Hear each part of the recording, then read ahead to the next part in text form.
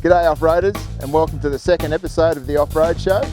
First up, I want to say a huge thank you to everyone that has subscribed on iTunes and also downloaded from the website.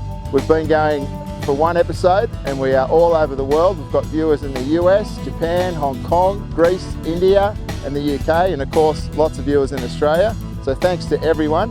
The off-road community has spoken. You want this show made for and by the off-road community. So here we go with the second episode. This episode of the Off-Road Show is brought to you by the Off-Road Cartel Clothing Company.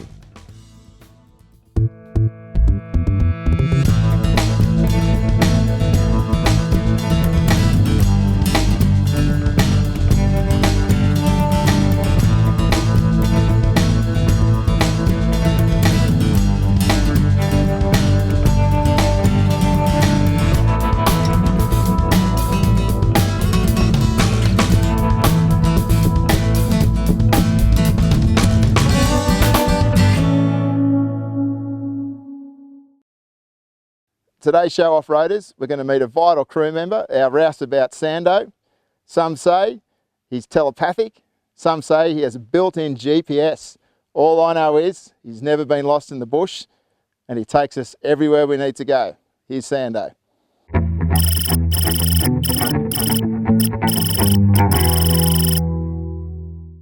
Cut down 91 model dual cab patrol ute.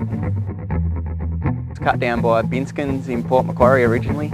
Binskins originally built the truck for doing winch challenges, a bit of off-road competition work.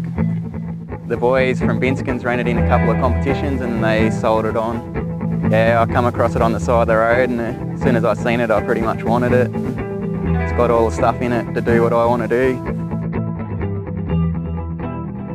It originally started as a natural 4.2 diesel and Binskins has since fitted a DTS turbo. These motors are torquey standard, but to really get them going you need a turbo. It's got a 3-inch exhaust from the turbo back, which really lets it breathe. Sando's truck is one of the most capable things I've ever seen. And let me tell you, he puts it in some places where many others fear to tread. The setup on this GQ is suited perfectly to the terrain around Coffs Harbour. And that, combined with Sando's wealth of local knowledge, makes for some very impressive off-road driving.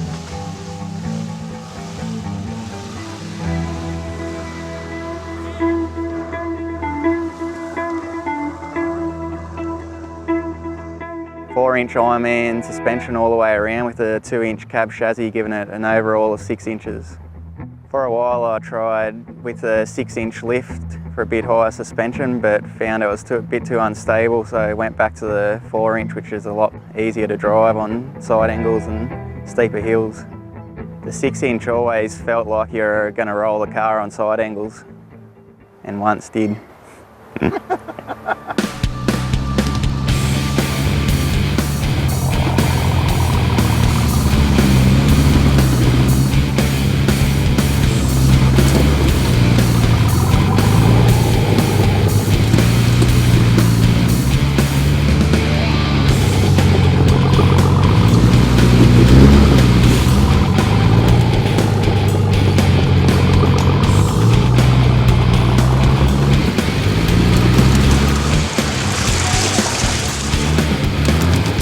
The thing that made this GQ unique to other GQs was the way they built the tray on the back, the materials they used to make the tray flow in with the cab. Because of the materials they used to get the angles on the tray gives it a nice finish. The good thing they ended up doing with the tank was put it on top of the chassis when they're usually on the lower end, which got it up high and gave it good protection and gave good departure angles for the car. It's also got a winch fitted in the rear for recovering Toyotas, Jeeps, Land Rovers and the occasional GU. It's got 2 batteries under bonnet for the front winch and just the general running of the car. It's got 2 batteries in the rear to control the rear winch and the spotlights on the roof. It's got a 6-point internal roll cage fitted, which hopefully I'll never need, but it's always good to know it's there. It's fitted with ARB lockers front and back. It's the four-wheel driver's version of cheating. The front of the chassis has been cut and fitted with a winch bar to get good approach angles. and it's also got a worn high mount winch in it. At the moment it's running a set of 35-inch Cymex Extreme Trekker 2s. Most of the time I find them pretty good, but they're a pretty hard compound for wet, slippery rocks.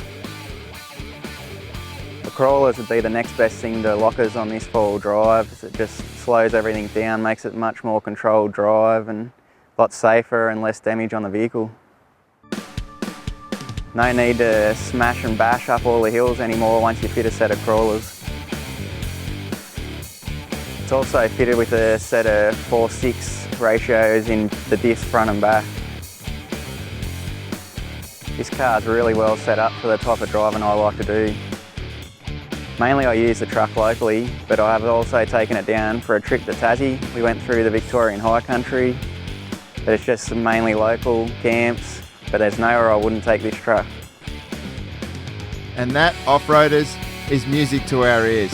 With Sando on the crew, you can be sure to be seeing some outstanding locations on future episodes of the Off-Road Show.